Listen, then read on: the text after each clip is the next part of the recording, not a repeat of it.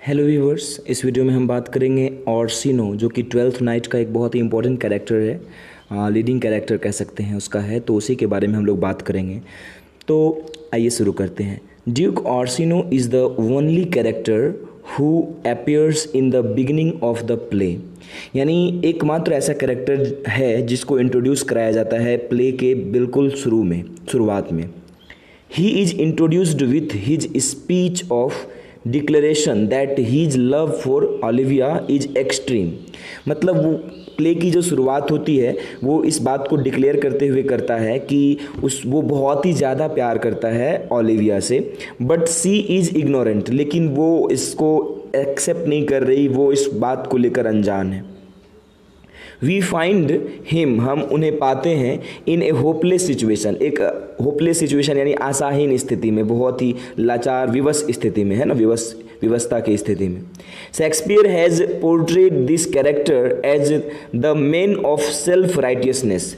हमने यहाँ पर देखा, या फिर शेक्सपियर ने भी इसको यही दिखाने का प्रयास किया है कि वो बहुत ही सेल्फ राइटियसनेस किस्म का आदमी था, मतलब स्वार्थी आदमी था, अपना काम निकालना चाहता था, मतलब उसको बस अपने मतलब से मतलब था। वो ओलिविया से भी प्यार करता था तो अपने मतलब से, क्योंकि वो बस उसको अच्छी लगती थी। Orsino loves life in all it's form. हालांकि उसको ऐसा कोई प्यार नहीं था कि उसके बिना वो जी नहीं पाएगा, उसको बस वो पैसन होता है कि नहीं वही चाहिए ऐसा बस, लेकिन वो फिर भी ऐसे भी खुश था, ऐसा नहीं कि खुश नहीं था। Duke is noble and joyful, वो बहुत ही खुश मिजाज आदमी था, है ना। फ्रॉम द वेरी बिगिनिंग, शुरुआती से ही ऑफ द प्ले, नाटक के, he has soft corner for Olivia के लिए उसके दिल में कहीं ना कहीं कुछ भावनाएं थी। Duke Orsino just want to accomplish his goal, वो बस अपना लक्ष्य पूरा करना चाहता था। इन हिज स्पीच, अपने भाषण में, he focuses only on his feelings, वो सिर्फ अपनी भावनाओं को ही प्रधानता देता है। He loves Olivia because she is the perfect romantic character for his personal tale, यानी चूंकि वो उसके लिए बहुत ही रोमांटिक काइंड ऑफ पर्सन है, कैरेक्टर है, इसलिए वो उसको प्यार करता है, ऐसा कोई और वजह नहीं है। Without his beloved Olivia he is unable to enjoy his life, क्योंकि वो ओलिविया के बिना अपनी लाइफ को इन्जॉय करने में सक्षम नहीं है, इसीलिए भी वो उसको एडमायर करता है। He thinks that her morning is excessive, वो यह भी सोचता है कि वो बहुत ही ज़्यादा परेशान है, दुखी है, and it should be put to an end, और वो ये भी सोचता है कि अब इसको ख़त्म किया जाना चाहिए, इस दुख को, इस मर्निंग को, शोक जो मना रही है वो उसको अब अंत करना चाहिए उस बात का। ही even disregards the fact that Olivia may not like him, वो इस बात को भी एक्सेप्ट करने से इनकार करता है कि हो सकता है कि ओलिविया ऐसा इसीलिए कह रही थी, या ओलिविया इसीलिए उसके प्रपोजल को एक्सेप्ट नहीं कर रही थी कि शायद वो उसे पसंद नहीं करती थी, इस बात को भी मानने से वो इनकार करता है। He just wants to accomplish his goal, वो बस अपना लक्ष्य पूरा करना चाहता है। He is also very friendly to Viola, वो वायोला के भी काफ़ी करीबी है, क्योंकि वायोला तो वहाँ पर सिजेरियो के रूप में है, उसके भेष में, लड़के के भेष में, तो उसके भी काफ़ी वो फ्रेंडली है। Of course he is unaware that he is a girl, हालांकि उस बात से वो जो है बिल्कुल ही उसको आइडिया नहीं है कि वो एक लड़की है। And she can also be loved, और उसे यह अंदाज़ा बिल्कुल नहीं था कि वह उससे भी प्यार कर सकता था, ऐसा होता तो शायद वो उससे भी प्यार करता। आगे बढ़े, थ्रू द इंटायर प्ले, पूरे प्ले में Orsino remains a very selfish man, Orsino को बहुत ही स्वार्थी कैरेक्टर के तौर पर, सेल्फिश कैरेक्टर के तौर पर यहाँ दिखाया गया है। Who does not respect the feelings of others, जो दूसरों की भावना की बिल्कुल कदर नहीं करता है। व्हेन वायोला आस्क्स हिम, यदि जब वायोला उससे पूछती है, if there was a woman who loved him as much as him, बोल रहा है, मतलब वायोला जब उससे पूछती है कि क्या कोई ऐसी औरत है, कोई ऐसी लड़की है जो तुम्हें उतना ही प्यार करता हो जितना कि तुम उसे, देन ऑर्सिनो ऑर्डिनरीली रिजेक्ट्स, वो सामान्य तौर पर इस बात से इनकार कर देता है कि ऐसी कोई लड़की नहीं है, दिस थॉट, मतलब वैसे वो उस पर सोचता भी ज़्यादा नहीं है, इस तरह के विचार को अपने मन में नहीं लाता है। He says that no women can have such strong feelings, वो ये भी कहता है कि उसके लिए इतनी स्ट्रॉन्ग फीलिंग्स जो है और किसी में हो ही नहीं सकती है। Although he is also a perfect night, हालांकि वो एक बहुत ही अच्छा राजा भी है, एक कह सकते हैं एक जिम्मेदार राजा है, एंड जेंटलमैन और अच्छा आदमी भी है, who has numerous qualities like, उसमें बहुत सारी क्वालिटीज़ भी है, अच्छी क्वालिटी, जैसे कि वो काफ़ी पोलाइट है, पोलाइटनेस यानी विनम्रता है उसमें, ब्रेवरी वो बहादुर भी है, एंड सो ऑन, और ऐसी बहुत सारी खासियतें उसमें है। But when we consider the other aspect, लेकिन जब हम दूसरे पहलू को देखते हैं, वी सी दैट, हम देखते हैं कि he is pretending to be in love with the fair lady, वह बस ढोंग कर रहा है, पाखंड कर रहा है, नाटक कर रहा है कि वो उससे प्यार करता है, वास्तव में ऐसा कुछ नहीं है।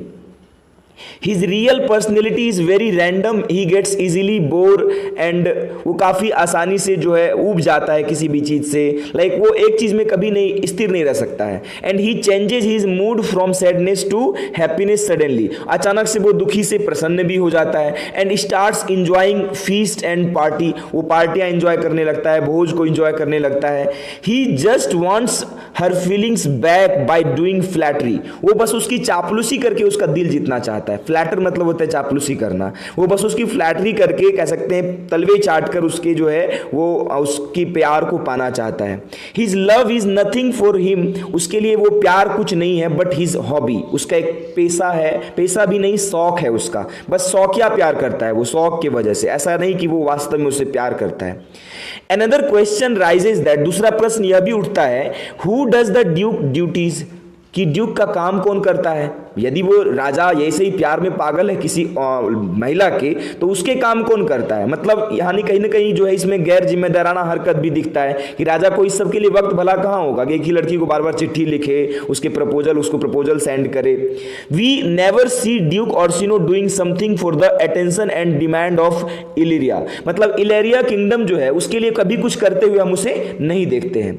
ही is too light hearted man, वो बहुत ही हल्के दिल वाला आदमी है, मतलब फॉर सीरियस थिंग्स, काफी कोई गंभीर चीज करता ही नहीं है, कोई गंभीर काम करता ही नहीं है। स्टिल डिस्पाइट हिज, इसके बावजूद सेल्फिशनेस, अपनी स्वार्थपन के बावजूद, स्वार्थ के बावजूद, he has deep feelings of friendship to Cesario, उसके बावजूद वो जो है सीजेरियो के भी काफी करीब है, उससे भी उसकी दोस्ती है। Their relationship becomes more and more trusted, और उन दोनों में काफ़ी अच्छा रिलेशनशिप इस्टेब्लिश हो जाता है, अच्छा रिश्ता बन जाता है। He finds only Cesario who truly understands his soft sides, और वो ये भी पाता है कि सिर्फ Cesario ही उसको समझता है और कोई नहीं।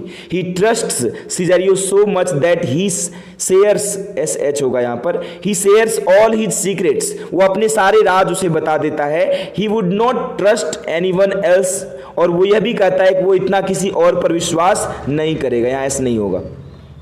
He also considers him in favor of the fights for Olivia's heart, मतलब ओलिविया का दिल जीतने में वो यह भी पाता है कि वो उसके साथ है, ऐसा लगता है मानो। The relationship with Cesario brings a lot of improvements in the character of Orsino, सीजेरियो के आने के बाद उसके कैरेक्टर्स में बहुत सारे सुधार भी होते हैं। फैक्ट इज दैट, वास्तविकता यह है कि Orsino has been attractive for the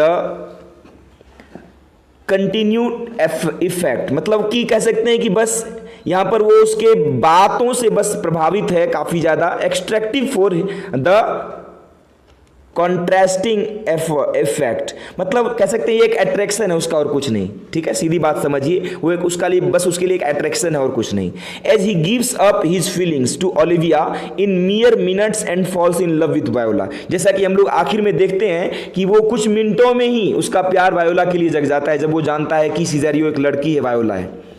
overall मिला जुलाकर the play has a happy ending, play का हैप्पी एंडिंग होता है, बहुत ही खुशी खुशी अंत हो जाता है। The personality of the Duke also fits the play, कह सकते हैं कि यहाँ पर पर्सनैलिटी भी जो है ड्यूक का जो है फिट करता है, ठीक है, चूंकि वो एक राजा है तो एक स्त्री के लिए कितना कब तक गिरा रह सकता है, दूसरी स्त्री राजा तो एक स्त्री से थोड़ी उसका मन भरता है। तो कहने का यहाँ पर यही है, प्ले आखिर में कह सकते हैं सब कुछ ठीक ठाक हो जाता है, तो कॉमेडी है तो हैप्पी एंडिंग तो बनता ही है। तो ये है हमारा ओर्सिनो साहब का कैरेक्टर। तो आपने आई होप आपने एंजॉय किया, आप कुछ सीखे समझे, आप यदि आपके एग्जाम्स में आता है तो इसको अच्छे से आप लिख सकते हो अपनी भाषा में। तो बस आप इसको खुद से लिखने का प्रयास करें, सीखने का प्रयास करें। Thank you.